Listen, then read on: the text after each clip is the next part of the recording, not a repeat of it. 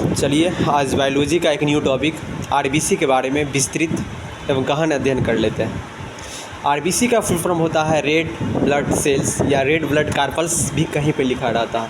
Red blood cells का हिंदी रूपांतरण होता है लाल रक्त कोशिकाएं या लाल रक्त कणिकाएं भी कहा जाता है। तो आरबीसी का फुल फॉर्म हो गया रेड ब्लड सेल्स लाल रक्त कोशिकाएं।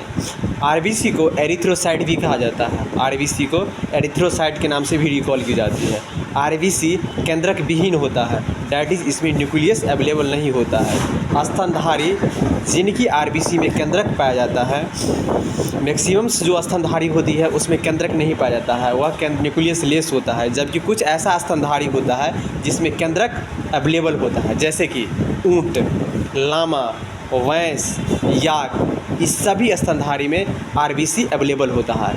आरबीसी की आकृति दो अवतल होती है जिसको वाई कनकेव के नाम से भी रिकॉल की जाती है। तो आरबीसी की जो आकृति होती है, आरबीसी का जो शेप होता है वह वाई कॉनकेव नेचर का होता है।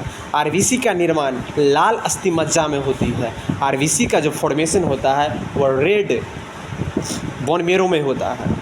आरबीसी हमारे बॉडी में 4.5 मिलियन से लेकर 5.5 मिलियन तक अवेलेबल होता है। आरबीसी का जो टाइम पीरियड होता है, जीवन काल होता है, वो 120 दिन अर्थात 4 महीनों का होता है। आरबीसी का मुख्य कार्य है ऑक्सीजन और कार्बन डाइऑक्साइड का आदान प्रदान करना, ट्रांसपोर्टेशन करने का काम करता है। आरबीसी का जो कलर होता है लाल रेड, वो हीमोग्लोबिन के वजह से होता है।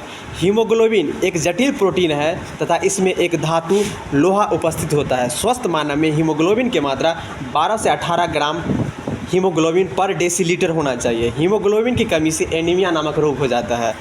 रक्त में लोहे की कमी से रक्त अल्पता एनीमिया डिजीज होती है। और यदि हमारी बॉडी में लोहा की अधिकता हो जाती है जिससे सिडोरोसिस बीमारी, जिसको वेल्डर डिजीज के नाम से भी रिकॉल किया जाता है, इस टाइप का बीमारी हो जाता है।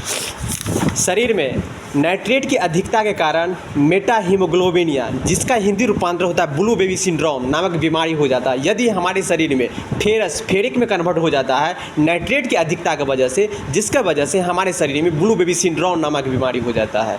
तो पूछा जाएगा कि नाइट्रेट कि जब हमारे शरीर में अधिकता हो जाती है तो फेरिक में कन्वर्ट हो जाता है, जिसके वजह से हमारे शरीर में ऑक्सीजन की मात्रा कम हो जाती है, जो ब्लू बेबी सिंड्रोम को जन्म दे देती है।